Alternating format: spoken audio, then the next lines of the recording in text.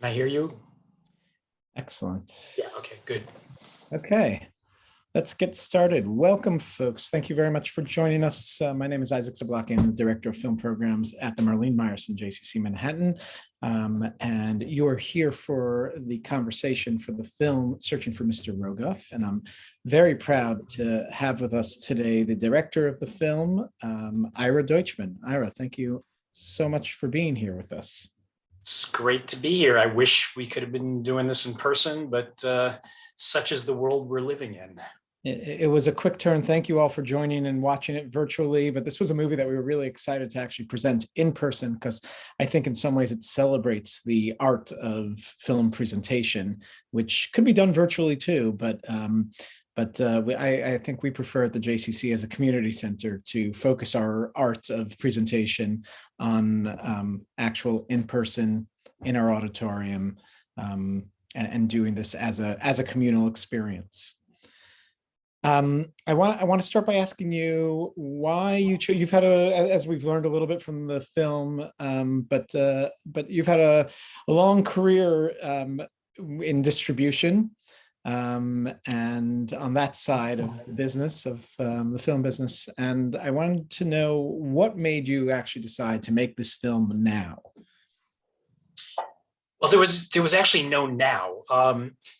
The story of Rugoff and my memories of the time that I worked there were kind of festering in my head for a very long time. And I used to, I guess you would call it, dine out on outrageous Rugoff stories at industry cocktail parties and stuff like that.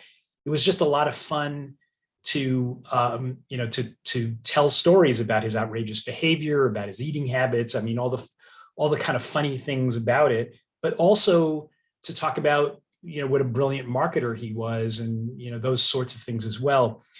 And I reached a point where I realized that I was talking to people who had never heard of him, which kind of shocked me given how important he was in the film business at the time that I was working there. What a well-known character he was, and so it got me thinking a little bit more about why is it that people have never heard of this guy. And then there was this other thing going on in my head at the same time, which was that some of the people I was talking to at parties who were the ones who did remember Rugoff were people who were really getting up there in age. And I started to think about trying to capture their stories before they passed away. And so my first idea was really an oral history. And I started out doing interviews with these folks where my concept was to capture them telling me their own stories. But inevitably, they kept talking about Rugoff. And at one point I was thinking, oh, well, maybe Rugoff is the story here, even though he's not alive to participate in this. But let me just, when I do these interviews, I'm going to ask people about Rugoff also. So I started collecting all this material, and it wasn't clear to me for quite some time that I was actually making a movie. I just thought I was collecting archival material. And at one point, when I decided that I was going to go to Martha's Vineyard to find out about this thing that Dan Talbot said about, Rugoff being buried in a pauper's grave, was that true? What was the story behind that? I completely lost touch with him, so I didn't really know what was going on at that time. So I decided to make that trip. And when I got back from the trip and I had found the grave and I realized that it was this church that he was showing movies in, and, discovered all that information. And I realized I had some pretty interesting footage that was when it finally occurred to me, maybe there's a movie here. And I started to put it together in my head about what the movie might be. So it was really kind of an organic, change in my thinking from, oral history to movie that happened over time. It was not like I set out to make this movie, it just sort of happened. And it was, at the moment when I realized I was really making a movie is the moment when I took a year off from my responsibilities at Columbia and really focused on making it so that because otherwise I think it would have taken me the rest of my life to do it. And through this process, I'm jumping into the bottom line. What's the answer? Why is he not better known? Why do you think that he has kind of disappeared from the scene? Yeah, it's a great question, and I think that there's several answers. The first and most obvious one is something that's in the movie, which is that he pissed off so many people that nobody wanted to have anything to do with him once he lost his company. And so it was not like there was going to be some additional part of his career that was going to be, happening to him that we were going to know about what was going on with him. He kind of slinked off, and try as he might, at least at the beginning, couldn't find another gig. So that's one reason why he's been kind of wiped off the planet. Another one was that back in those days, people like him who did marketing, distribution, kind of back office stuff, the people behind the scenes in the movie business, were not celebrities the way that they have become in more recent years. The ways in which a person like Harvey Weinstein, people knew who Harvey Weinstein was. People who were not in the business knew who Harvey Weinstein was. And there are other figures like that, whether it's Michael Eisner running Disney or back in the day or whatever, there are people who are in the business side of it who have become celebrities. Back in those days, people like that didn't get press coverage, were not covered in the same kind of way. It's one of the reasons why I had so much trouble finding any archival footage of him, because it didn't exist. People didn't interview, the press were not interested in those back office people. And then the third reason, which is kind of related to both of the prior two, is when I was interviewing Harlan Jacobson, who at the time, back when Rugoff was running Cinema 5, was the Variety reporter covering the New York exhibition scene. And so he knew the Rugoff story pretty well. And this didn't make it into the movie, but one of the things that he said in his interview was that one of the most astounding things about Rugoff's story is that typical Hollywood or film business figures, usually when they lose their jobs, get fired, and end up quitting, whatever it is, there's usually a third act or a fourth act or, some additional story that goes on from there. But because of those other two factors that I just mentioned, Rugoff just disappeared. And so after a while, younger people who came into the business, he was not operating. There was no reason why they would know who he was. And, so to me, that's what it all adds up to. Is there anything that remains of Rugoff? Did you feel that the industry today, they might not know that he started this and he established this kind of model. But where do you see his work alive today in the industry? In every way. I mean, literally, the independent film business would not be what it is today if Rugoff hadn't existed. I hope this is relatively clear in the movie. Obviously, there's a lot of things that I couldn't get across because there was just too much information and I didn't want the film to be too long. But prior to Rugoff, the business of distributing foreign language films, documentaries, American independent features, which there weren't that many of anyway, that business was film societies, tiny little, storefront holes, basements, churches, places where there was a 16 millimeter projector and a ratty screen and, probably rats running around, and where these very committed people would come to share cinema with one another, but where it was not expected that you would see these kinds of movies in gorgeous theaters that were designed specifically for movie exhibition and with the kind of taste and the kind of pizzazz that Rugoff brought to it.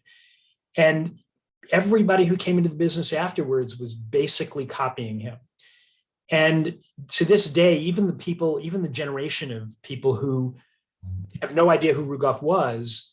As I point out at the very end of the movie, in the final title, they may not have heard of him, but they are a third generation of distributors who are essentially doing what he started. And I look at companies now like Neon and A24 and to some extent Magnolia, and I see so much of the way that they approach the marketing of a movie, and I can trace it directly to Rugoff. So that brings me to my next question of, this is kind of more general, but where are we going? Where is the art house going? We know how we got here a little bit from the film, but what do you think the next steps are? I think the rebound is eventually inevitable. I think it's going to take time. With every setback, like Omicron, it's going to take that much longer. The traditional art house audience is an older audience and an educated audience. And those two things would drive a lot of that audience to want to stay away from public venues right now for safety's sake. And so I think it's a tough climb to get back to where we were prior to the pandemic. The good news that I'm seeing is that a younger audience seems to be discovering art house movies. The New York Film Festival this year, which was lucky enough to be in a window where it seemed like the virus was ebbing, and as a result, they actually had packed houses at all the screenings. When I went to those screenings this year, I was surrounded by younger audiences, which was unlike any New York Film Festival I've ever been to since I was a young person. And so that gives me a lot of hope. I think that the people who are talking about it being a dead medium at this point are not looking at history, because every time people have been starting to write the obituaries for the theatrical film business, they've always turned out to be wrong. This might be the fifth cycle of that. And one only has to look at the moment in time when Rugoff started working, when, again, I hope this is clear in the movie, but when he inherited his father's theater chain and started expanding it, it was right at the moment when people were bemoaning the potential death of cinema because of, guess what, television. Everybody has a TV in their home now. It was 1960 that was the year that more than 51% of Americans had a TV in their home. And that was exactly when Rugoff's rise was beginning. And so he looked around at what the studios were doing, which, by the way, is not all that different from what the studios are doing now, which is trying to come up with every gimmick they possibly can to get people out of their homes and into a movie theater. They're recycling old ideas like 3D and, bigger screens and different screen ratios and more channels of sound and, all those things to, more spectacle, more expensive movies. Those are all things that were happening in the late 50s, early 60s that caused the studios to get themselves into a lot of trouble. But what Rugoff did was, while the studios were zigging, he was zagging. I mean, literally looking to what are the studios not paying attention to. And he found this whole other area of cinema that nobody was paying attention to, and used his own marketing instincts to get people to start paying attention to it. So, I think that we're at another one of those inflection points where the right distributors will find a way of getting people back into theaters. It's hard, it's already more than 2 years ago, so it's hard to remember that right before the pandemic, where we left off was with a Korean film winning Best Picture and making more than $200 million worldwide. A Korean film. I mean, this is astounding. And the kind of campaign that Neon did for that film was exactly what Rugoff would have done. So I have tons of hope that there's going to be a big revival. And it's a question of patience. And it's also a question of being as creative as possible about the films and how they're marketed. Thank you. And it's good to hear these words of hope, especially from our film program. I have two more questions, and then if the audience has any questions, you can put your questions in the chat, and we'll be happy to bring you in online and open up your mic so you could ask the questions live. Otherwise, we'll tell you what else is coming up here at the JCC. I would love to know, first of all, this is your first time directing, is that true? My first time since college, yes. Since college. Of course, you've had an amazing career on the distribution side, on the, of course, marketing side of films. Ira has, in many ways, also, I give you credit sometimes for being the person who has brought in the digital revolution that has gone on cinematically by doing it way before anyone else, and allowing that form of distribution. I mean, DCPs today, basically, the way we get our movies, was exactly how you envisioned it before anybody else was doing it. But this is your first time since college directing. How was that experience different? You know, I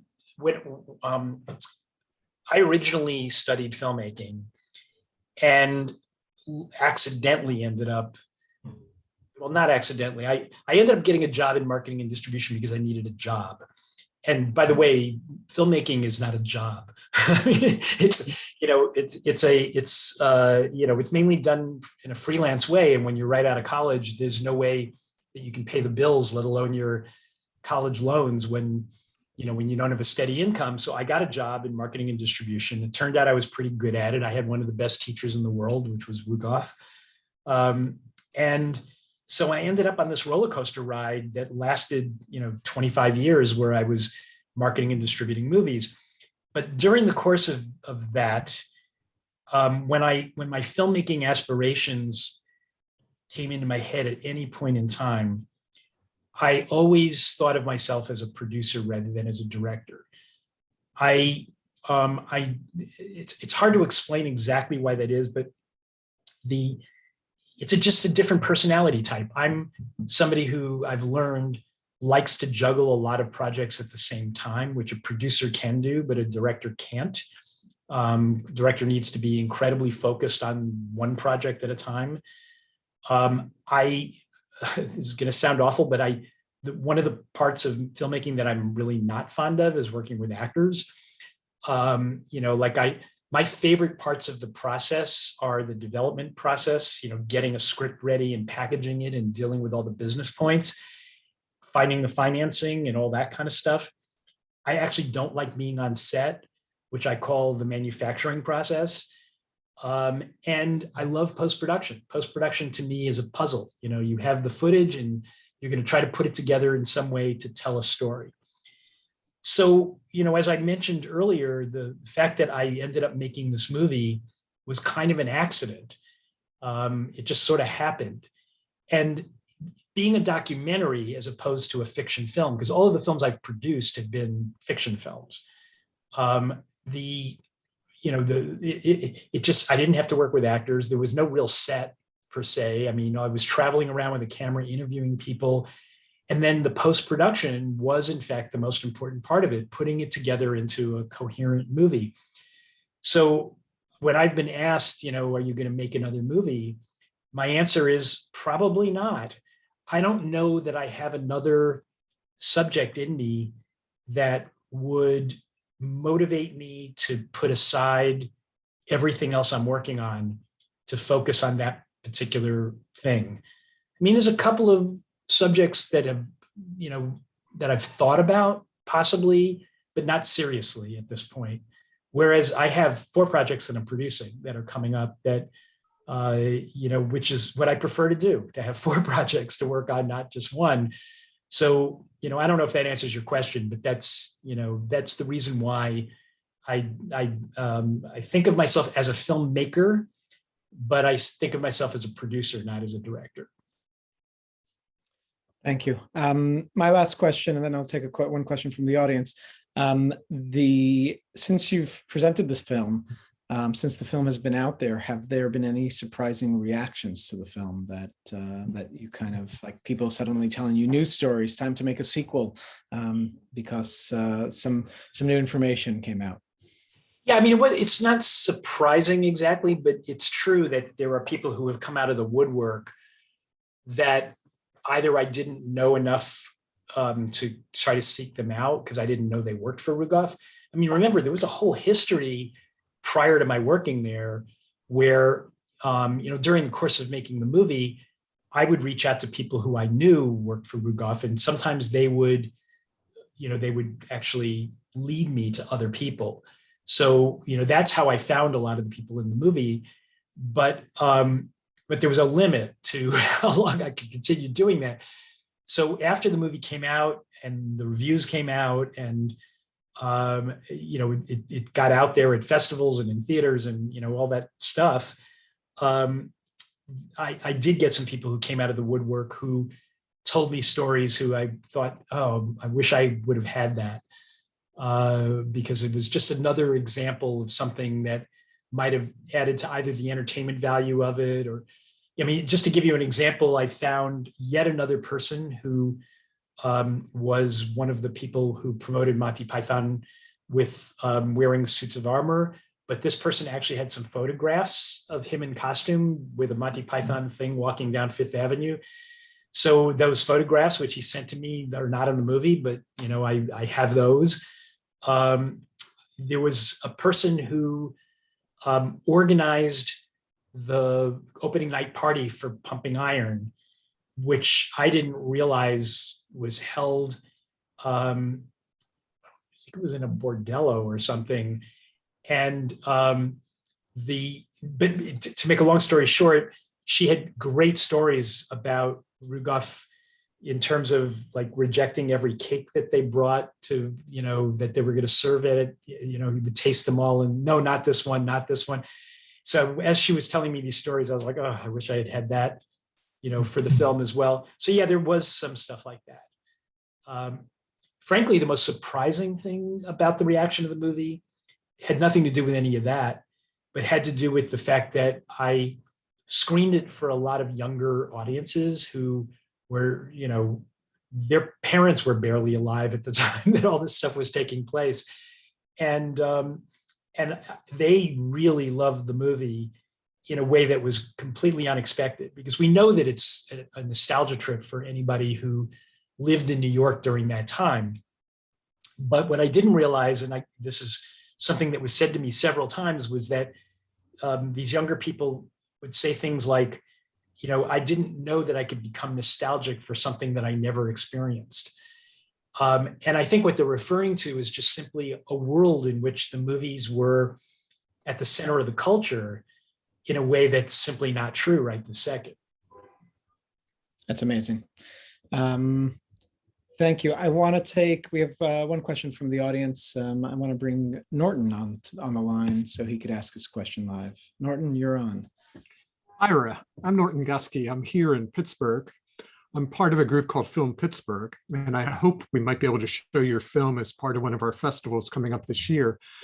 I serve previewing films, and I really enjoyed this. And matter of fact, my family has been in the film business. They own several theaters here in Pittsburgh, and it was really fantastic for me to see Rugoff's story and to try to look at it in terms of Pittsburgh being very different from New York, obviously.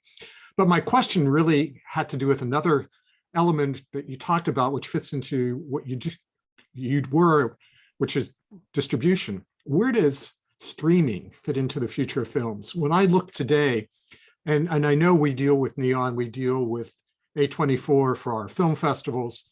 We don't have Netflix, HBO, Amazon helping us at all, but they are, it seems like, the kind of megaliths out there in terms of distribution. So how do you see that world as we move forward? Well, streaming is not going to go away, but they're going to have an apocalyptic moment that's going to happen pretty soon, because consumers are not interested in having to subscribe to all that many services. So I think we're going to see a lot of consolidation and a lot of companies that are going to decide to get out of that business. it's certainly going to put a lot of the smaller companies out of business as the bigger ones get bigger. So what it means is that there's going to be a ton of movies and types of movies that are not going to be able to find homes on streaming. And, ironically, what that means is that it could be that theaters are going to be where they're going to have to seek those films out. I don't know how old you are, but all I can say is that, when I was in my formative years and films were not generally available because there was no home video yet, when a film was in a movie theater and you knew you had an opportunity to see it, you had to run and see it, because otherwise the film was just generally going to disappear on you. So there was a real motivation, a real urgency to see something before it went away.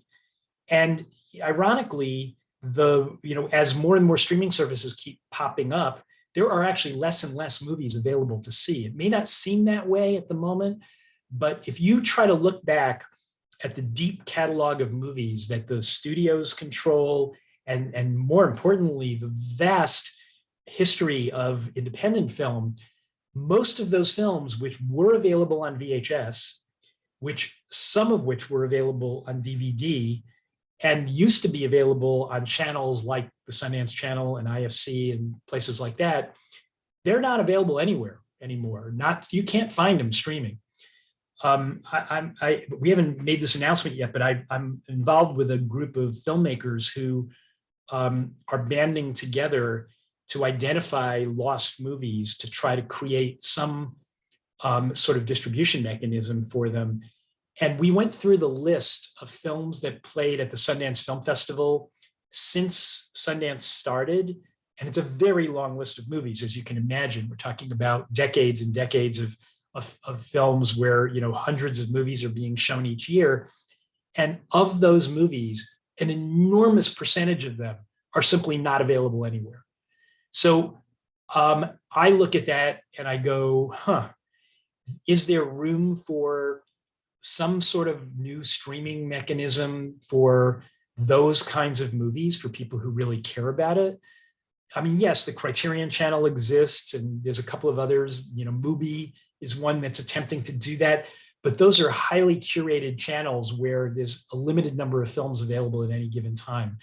So the vast majority of that deep catalog has disappeared. So I do think that there's going to be a lot of changes in that business. They're going through a big boom right this second, partially driven by the pandemic. But I think that, if I were an investor, I would not be investing in streaming businesses right now.